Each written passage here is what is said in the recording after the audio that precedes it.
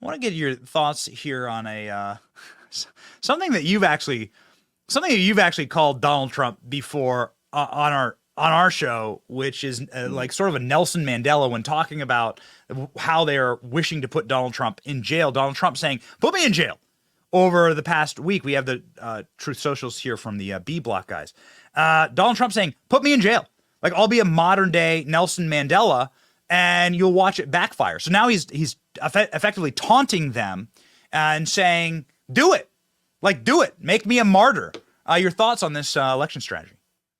Well, first of all, I don't have a problem with him mocking them because everything that they've done is a mockery for the courtroom. It's a mockery for the court of law. It's a mockery of Lady Justice. And if we're going to live in this banana republic world where your political rival now gets all these indictments thrown at him, meanwhile, the president's son, they try to drop charges and move charges and hide charges. If that's the world that the Democrats want to operate in, then yeah, I dare them too because you can't shy away from this stuff. You have to stand up to these people. These people are bullies. What they are hoping for is that public sentiment goes to their side, and then it justifies all their lunatic actions, which frankly destroy the country. So I understand what the president's stance is. If you want to do it, go ahead. Because every time they've gone to the legal system to get Donald Trump, it's only made him more popular with the American people. Because at the end of the day, Benny, people are saying, well, dang, you guys really suck at this. And if this guy's the person you're so concerned about, then he's got to be good because you're so terrible. And I think that that goes along the lines of that thought process. And at the end of the day, was Alvin Bragg or Fannie or I forget the guy's name with the federal cases. Forget his name right now. It doesn't really matter. Jack He's Smith. irrelevant. Yeah. Jack Smith, he'll be irrelevant again in about another 6 months anyway. When you're dealing with people like this, you cannot tuck tail and run. You have to stand up to these people. You have to confront them the same way they choose to confront you. And I think with where the mood of the country is, the mood of the country and the mood of the people are going to be with Donald Trump. Yes. So shifting to somebody who obviously really respects Trump's social media posting game and has said so many times, Elon Musk confronting some cases now out of Brazil, which I think is Mm-hmm. quite fascinating because what you have is you have a government that is targeting an American entrepreneur, targeting somebody who works an enormous amount, has security, top security clearances, works an enormous amount with our military to keep America safe, designs and obviously builds one of the greatest entrepreneurs in history, maybe the greatest entrepreneur in history. Somebody who's should be protected by our laws and should be protected, obviously, by uh, our politics because he's provided so much for the country and done so much for the country. Yet here we have what's seemingly leftists and Democrats and the corporate media are cheering for a rogue judge in Brazil now going after Elon Musk because he's trying to uphold freedom of speech. Is there any measure in Congress? I've seen a number of your colleagues up on X like talking about this and saying how they support Elon. Is there going to be any motion in Congress to look into this? It seems like the first thing our State Department should be doing is protecting innovators like Elon Musk from these type of attacks internationally. You would assume that's what the State Department is supposed to be doing, but they're too busy being a special pleader for Hamas and for the Iranians right now. That's frankly what the State Department's doing, and it's disgusting. First, with what's going on in Brazil with this judge, I hope Elon continues to stand up to this fool because look, I get it. It's Brazil. It's not the United States. We have the best legal system in the world. One of the reasons why so many people come to America to do business. And I know that the Biden administration and their crazy tactics are trying to unwind that. But this mess that's happening in Brazil is no different than the mess that's happening in New York City. Let's just be perfectly honest about it. And so, Elon's going to do whatever he's got to do. Our State Department should be there. I believe in the new administration, the State Department will be there to do everything that it can to make sure that in Brazil, in our hemisphere, that American entrepreneurs are allowed to, speak freely.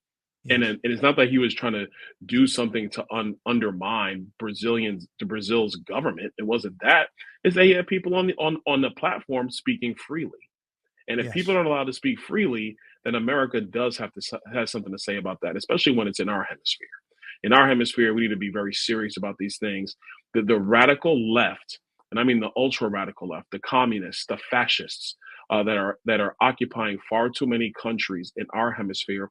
This is a long term strategic issue for the United States, and we need to be mindful about this going forward because the Chinese are very mindful about it. It's one of the reasons why you have these fascistic communist nations starting to pop up more and more in South America. We got to put a stop to that using our power, using our leverage on these countries, because what we want is a democratic institution in our hemisphere. We don't want it to be top down authoritarian. We don't want it going after our entrepreneurs, our business owners, or frankly our people.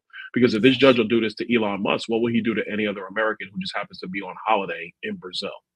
That's exactly right. Microsoft, Apple, Boeing, whoever, whatever, whoever's next, they'll do this to an American. It just seems like it seems like a national security threat. It seems like such a true threat to the country if a foreign judge can just start coming after our best innovators and an American company. Twitter, like X, is an American company, and Yes, Elon it Musk is. is an American, and they're specifically targeting him for free speech. It seems Oh so yeah, I incredible. mean they're targeting him because whoever on the platform is calling them out, and he's allowing it to happen. That's the entire purpose of X. And so I look at the end of the day, you got to stand up to this kind of stuff. Like I said before, these people are bullies. You cannot acquiesce to them. You cannot say, "Oh, okay, well because this is how you feel, then we're going to go ahead and follow your crazy logic." You cannot do that. You have to stand for what is right. Elon Musk is standing for what is right. The American government should stand behind him, Mhm. 100%. Now I know they're too busy trying to figure out how to get humanitarian aid into the hands of Hamas. And that's really unfortunate for where our country is right now. But America's principle when it comes to dealing with other nations is we protect Americans everywhere they are, regardless of their stature, regardless of their business, the nature of their business, as long as it's not something that violates law and frankly violates, the natural order of human beings. But if you're just doing business, our government has responsibility to stand behind you. Yes. That's what this government needs to be doing immediately.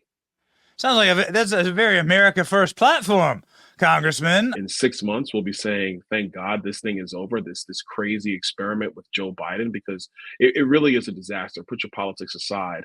Nobody's done well with this man. Nobody has. The only people who've really done well are the people who are subsidized by his crazy policies. So if you get subsidized by the crazy policies, you're making a ton of money. But if you're just out here trying to just build your business, you're struggling. You're falling behind. If you're dealing with one of these major cities, you have illegal immigrants flooding your state, flooding your cities. You're falling behind. And so, on a national security perspective, we already talked about it. We've fallen way behind. Thank you, Congressman. See you, Benny. Thank you.